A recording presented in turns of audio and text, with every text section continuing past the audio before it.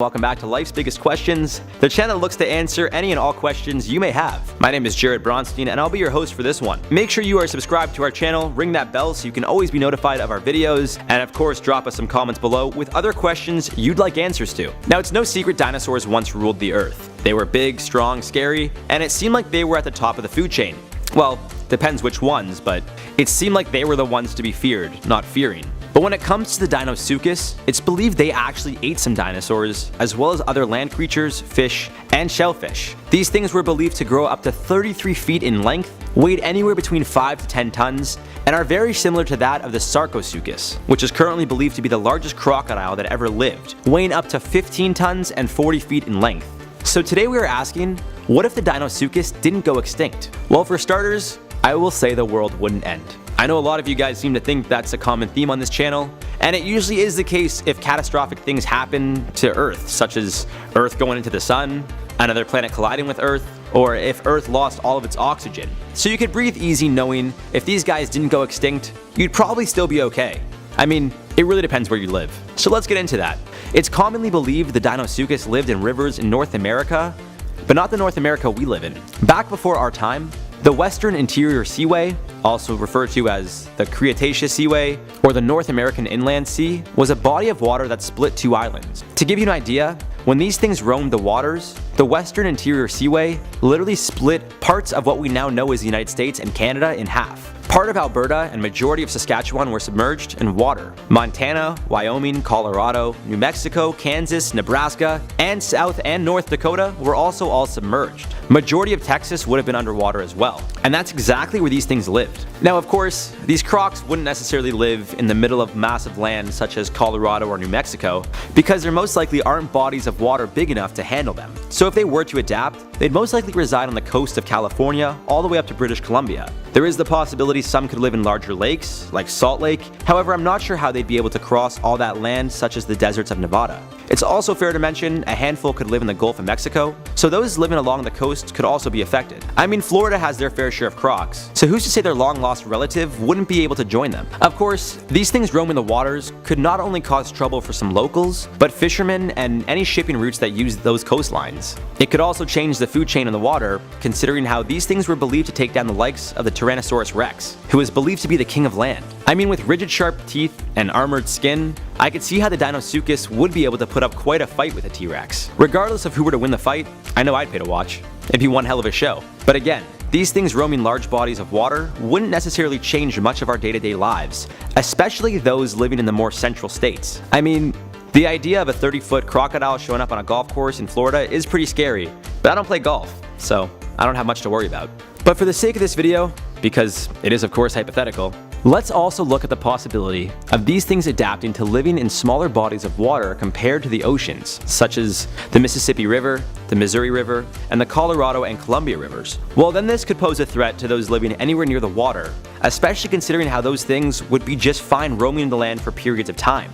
It's also possible these things could adapt and live in some of the Great Lakes, such as Huron, Ontario, and Superior, which would definitely be problematic for me, who lives in Toronto, not too far from the water. If this was the case, people living in towns, cities, and states that could be affected by these things would have to relocate. I mean, if you look outside and see a 30-foot croc sitting on your lawn, I could promise there's no animal control that could help out. But eventually, the governments, more specifically the US and Canada, assuming that's where these things would live, might have to invest in containing these creatures. This, of course, would cost millions upon millions of dollars. Studying the animals, figuring out ways to capture them if they're putting people in dangerous situations, and of course, finding ways to stop them from getting in contact with our society in general. Now, of course, we also have to look at it from the perspective of if they'd go extinct again. Depending where they live, food could be quite scarce for these large animals. There's only so many fish, turtles, sharks, or whatever else these things would eat that live in certain areas before their population would completely die out. In a sense, these creatures could potentially make themselves go extinct due to overeating and lack of a population for food. Again, just a hypothetical theory, but this entire video is hypothetical, so why not look at it from all angles possible? Even if these things preyed on humans by the coast, I don't think a 6-foot, 200-pound adult would be enough to feist the appetite of a 30-foot, 10,000-pound croc. Maybe 10 humans, and that's why I'll never go swimming or in a boat ever again. It's some really serious, scary stuff. But come to think of it, before you guys do start to worry, and before I work myself up any more than I already have, let me reiterate the question here. What if the Dinosaurs didn't go extinct? It's been extinct for over 73 million years, and its first fossils weren't found until the 1850s. I can promise you these things are not a threat to anyone, anywhere. Crocs, on the other hand, well, those are very real and dangerous, so I'd recommend steering clear. What if the Gigantopithecus didn't go extinct? Some refer to these creatures as our real-life King Kong, while others claim it's what Bigfoot looks like. Either way, we're going to be jumping into this one and answering how the Gigantopithecus would affect our world and society if it were to rule the jungle today. Now, it's believed chimpanzees have the strength anywhere between 5 to 8 times that of a human. There's no denying apes in general, gorillas, chimpanzees, and orangutans are incredibly strong.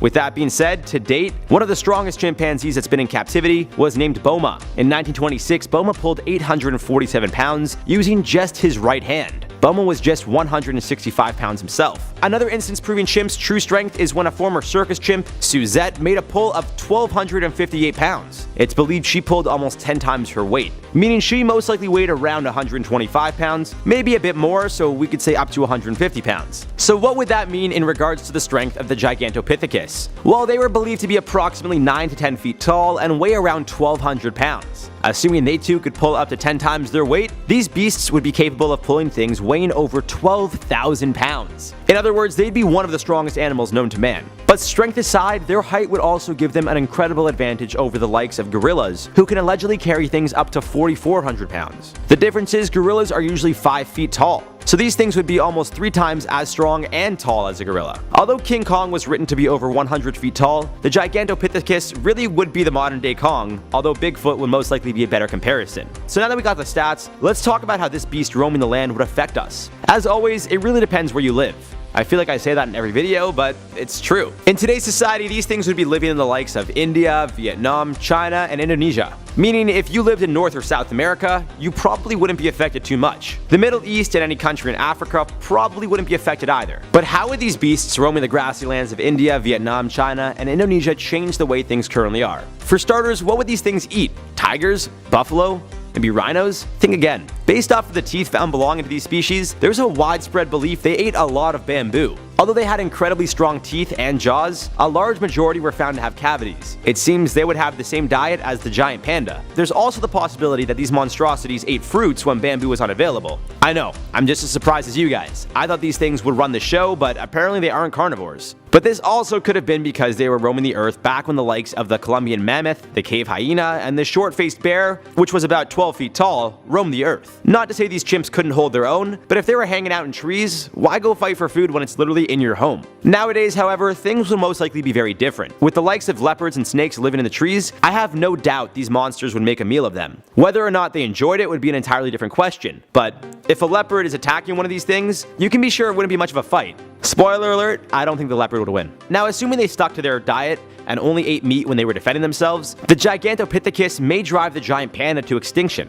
Clearly, between the two, the giant panda would be seen as a victim if there was an altercation over bamboo, for example. As of now, the giant panda is no longer an endangered species as it once was. However, this would most likely change, assuming not only their food supply slowly diminished, but making it nearly impossible for them to get food if it meant going toe-to-toe with the Gigantopithecus. Like most forest animals, I don't think the countries would have to worry about these animals roaming the streets. Especially considering how they hang out in the trees, they wouldn't want to wander into the city streets. But when it came to tourism or camping or even indigenous tribes living out in the wild, there may be some issues. Anyone who were to get close to these animals could be seen as a threat, and although tour guides, for example, are well equipped with tranquilizers and such to help protect those in case of a confrontational situation, these beasts would change the game. A regular tranquilizer would not be strong enough to take this thing down, nor would 2 or 3, meaning research would need to be done to figure out not only how to control these things in regards to their behavior and how aggressive they are towards humans, but how they could possibly affect the ecosystem in general. Due to their large size, they were believed to consume a lot of food. The reason they went extinct? Loss of food supply and not being able to adapt to rising temperatures. As we know, the temperature keeps rising, which would be seen as an issue for these guys. This could lead to the animals constantly moving to find new appropriate habitats that can sustain them.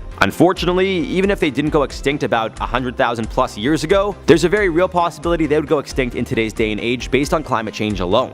Now, thankfully, this is a big old what if. These things are long gone, and we're still finding their fossils over 100,000 years later. As we find out more information on these beasts, we'll have a better understanding of their habits and behaviors. Until then, we get to keep making fun hypothetical videos like this one, which makes my job quite fun. The Leviathan Melville was named after the biblical sea monster Leviathan. If you haven't read the Bible, the Leviathan was a sea monster, resembling a serpent, that was a metaphor for a powerful enemy. Later on in history, the Leviathan became a term used for a great whale, as we saw in Herman Melville's classic book, Moby Dick. And that's exactly what Leviathan was, a species of sperm whale that's been extinct for about 9 million years. Hence the two names, Leviathan Melville.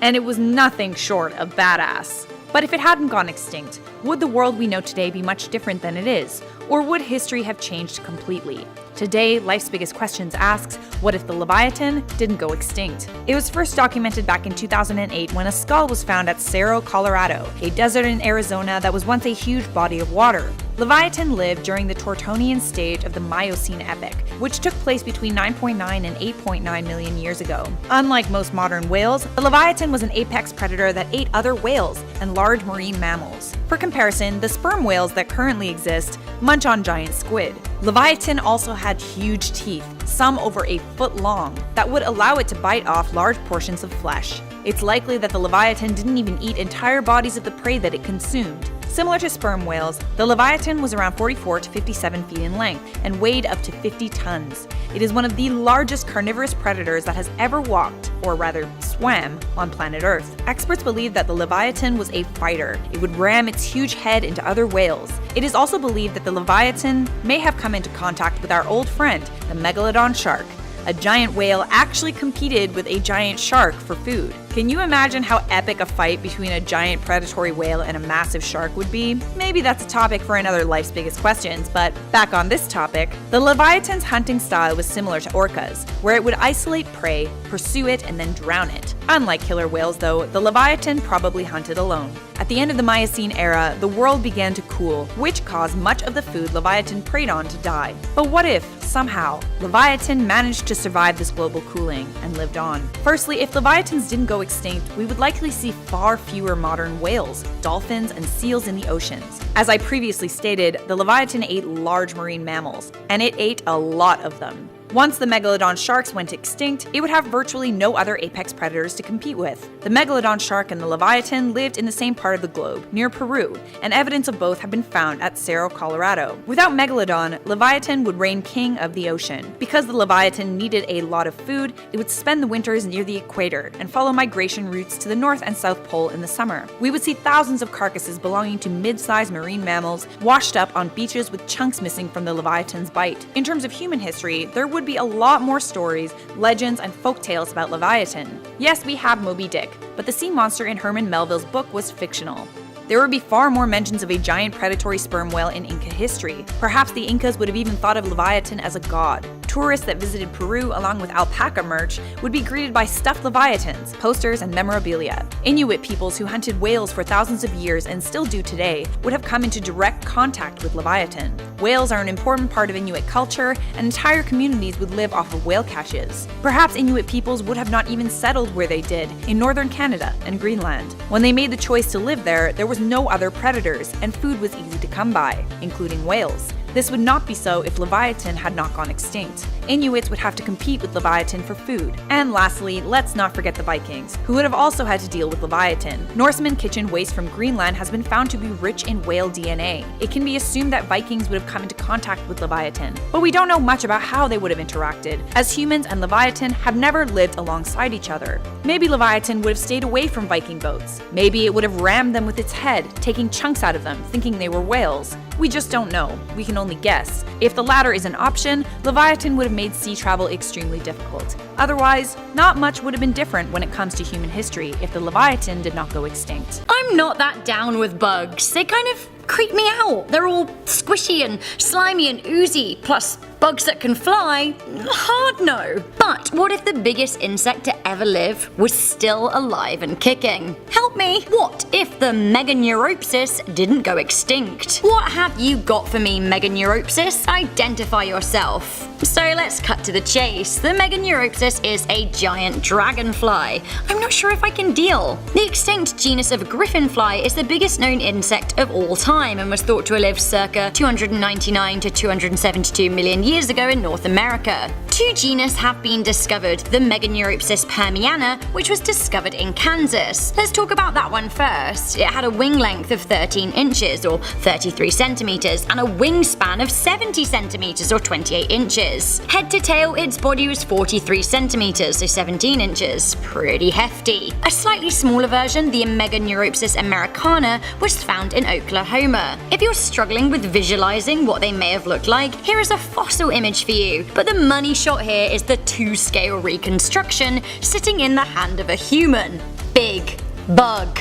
Big flying bug. Monster of the sky. To put this in perspective, today's biggest insect is a macrodontia beetle at 17 centimeters, or a praying mantis at 20 centimeters. While these are giants and I really can't stand them, they are not even half the size of the giant prehistoric bug, which once again could fly. The meganeuropsis ruled the skies before the days of bats and birds, and like dragonflies today, it was very much a predator. A big predator. The giant insect ate other smaller insects and small fish. Their large eyes made it possible for them to watch out for prey, while their spines on their legs enabled them to get hold of it. Clutchy. In turn, they would have been preyed on by bigger species. Likely as they approached the water, they would have been attacked by reptiles and primitive sharks. While hunted on the land, the meganeuropsis was doing fine in the sky until big blooming birds came along, just raining on everyone's parade. The meganeuropsis predate birds, but when birds evolved, they became more agile flyers. Birds appeared around 150 million years ago alongside dinosaurs. It is thought that birds not only were better adapted for the sky, they were eating the meganeuropsis' lunch, and they were also going after the bugs themselves, who simply weren't agile enough to dodge an attack. I'm kind of actually on the bird side here though. What about you? So what if these massive bugs were still alive today? Well, bugs the size of drones could be descending on your picnic and buzzing through your lakeside retreats in North America. The bugs were once again found in Kansas and Oklahoma, so I assume if they'd been living this long, they'd also be flying high around the middle and southern states. Perhaps they would have even made their way across the country, maybe even up to the Great Lakes region of Canada. Dragonflies do love a lake after all. Yikes. The good news is that dragonflies traditionally eat mosquitoes. I was bitten by mozzies, and this is not an exaggeration, hundreds of times when I went on a recent trip to Peely Island a few weeks ago, so for me this is personal. Kill them. Kill them all. Although I do think I would freak out if I saw a meganeuropsis flying towards my face, like, get away, get away. Can you imagine seeing two of them mating as well, like actual aerial chaos? Also, griffinflies and dragonflies can and do bite. They don't feed from human blood like horrible mosquitoes do, they don't really go after us, but if they were trapped, they would absolutely deploy the teeth. The meganeuropsis had sharp teeth and they could kill frogs. Yikes. The thing is though, the meganeuropsis really wouldn't actually fare so well today. Not only are there other predators that could kill them, like eagles, hawks, falcons, herons, and other big birds, beyond that, the giant insect simply couldn't deal with the atmosphere today. Back when the meganeuropsis was alive and thriving, Earth's air composition was very different. Back then, the atmosphere contained 35% oxygen, which allowed bugs to be much bigger. These days, there's just 21% oxygen in the air, so the insects would simply suffocate. Atmospheric changes in the insect's time span is one of the reasons that they were thought to die out. So what if meganeuropsis didn't go extinct? Unfortunately, as other better adapted species evolved and our Earth's atmosphere changed, they were always going to die out. Had they not, well hey, big bugs. And if that big bug could have survived, then maybe others could have too, which would make having a barbecue on a summer's day a little bit more of an adventure. Giant scorpions. Who would have thought it? The thing is though, whilst we've often focused on giant snakes and Leviathan-like squids that roam the oceans and tropical places of the world, this one in particular is a little bit of a curveball when we imagine the hypotheticals of geography, of all things. And believe me, life for a certain little country would definitely be a lot different if the giant Pulmonoscorpius was still knocking around today, but we'll get on to that. What if the Pulmonoscorpius didn't go extinct?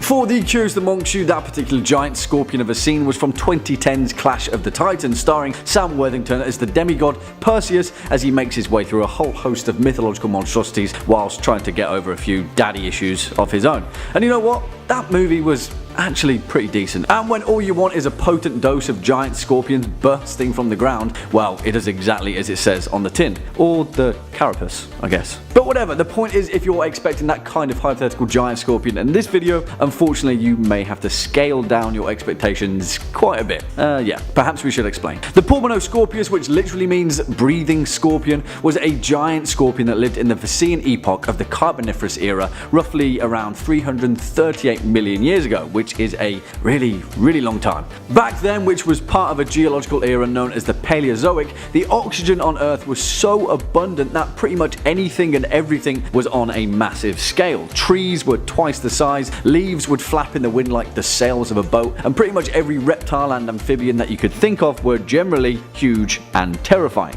The Pulmonoscorpius, of course, was no exception, and it is thought that the otherwise insignificant style of arthropod could have grown up to a staggering 70 centimeters in size. And guys, we're talking about an arachnid here. Put it this way, the largest scorpion on Earth is the emperor scorpion, a creature that has existed for tens of thousands of years, and that is only 28 centimeters. Yeah, like I said guys, everything was just bigger back then. Other than that though, the superficial morphology of the Pulmonoscorpius is pretty much just a larger version of today's scorpion, although the one differing significance were its proportionally larger eyes, which have led to the suggestion that it may have been a more visually oriented hunter. As in, yeah, there is a suggestion that the Pulmonoscorpius was the active kind of predator roaming the prehistoric plains on the hunt for its oxygen-engorged prey. And talking of prehistoric predatory methods, of course, we have to talk about the one thing that is sacrosanct with scorpions: venom. Now, it is almost impossible to truly know how toxic the venom of the Pulmonoscorpius would have been, but we do know that a good rule of thumb with scorpions is that the smaller the pincers are in relation to the thickness of its tail, the more potent the venom is, with generally thicker tails holding larger amounts. And of course, you guessed it, the Pulmonoscorpius had a pretty damn huge tail, employing it on its hunt as it feasted for large arthropods, small amphibians, and early proto-reptiles throughout its prehistoric native landscape. And this is where our hypothetical question may take a little bit of an unexpected turn, because when we talk about the prehistoric native landscape of the Pulmonoscorpius, there is only one place that evidence of them has ever been found. And surprisingly enough, that place is West Lothian in Scotland, even more specifically a quarry in East Kirkton, an area of the beautiful Scottish landscape that is known for its exciting preservation of Carboniferous fossils. And well, it kind of goes without saying, but scorpions, never mind giant scorpions, have never exactly been a staple of the rugged Scottish countryside. But in this hypothetical scenario, not only are they a staple, but they also never went extinct. Let's take a brief look at the human history of Scotland and the British Isles, because let's face it, this hypothetical scenario is a little bit boring unless we add humans to the equation. Now, it's thought that the first post-glacial groups of hunter-gatherers arrived in Scotland roughly around 12,800 years ago. Here, for around 10,000 years, countless tribes of the Caledonians, the Pictish Kingdom, and other Celtic nations lived in relative harmony, albeit constantly warring and skirmishing for landmass, but hey, that's just ancient history, and it kind of goes without saying. Here, instead of just the usual flora and fauna that they would have certainly had to combat with, such as the wolf and the bear, the Pulmonoscorpius would have definitely been a pretty potent enemy, and yet the Celtic people of Scotland would have had to have tread pretty carefully to survive. But we're forgetting the fact that we humans are a pretty resourceful species, and anything that would have existed in the wild would have undoubtedly eventually been harvested as a resource. Do you see where I'm going with this? The Pulmonoscorpius harnessed an incredibly potent poisonous venom, but when we apply that fact to human civilization, poison and arrow go together hand in hand just as much as poison and spear do. In all likelihood, if the Pulmonoscorpius never went extinct, at some point in history where human civilization began to form societies and then later develop their own arts of war and military technologies, the Pulmonoscorpius would have played an integral role. Just imagine what that alternate timeline would have looked like. Imagine when the Roman Empire first landed on the shores of Albion, and then when they later pressed forward into Caledonia in the summer of 84 AD at the Battle of Mons Gropius. Instead of being faced down with a Caledonian army with relatively poor weaponry, they had an army of archers with Pulmonoscorpius tipped arrows, and then a forward vanguard of spearmen with the same venomous weaponry. Yeah, I'm not necessarily saying it would have certainly routed the Roman legion, but hey, I'm definitely saying that it would have definitely had an impact. The very course of history could have changed at that point, as the Caledonians and then later the Pictish tribes employed a campaign of venom-based warfare across the British Isles. Imagine if Boudicca's Iceni army weren't defeated somewhere on Watling Street, but instead devastated the Roman Empire with their newfound military might. It would have sent echoes around the world. Nero would have had to have retreated from Britain, and then who knows what the later implications would have been then. And all of that because a 78cm scorpion never went extinct. Wow, now that's a hypothetical.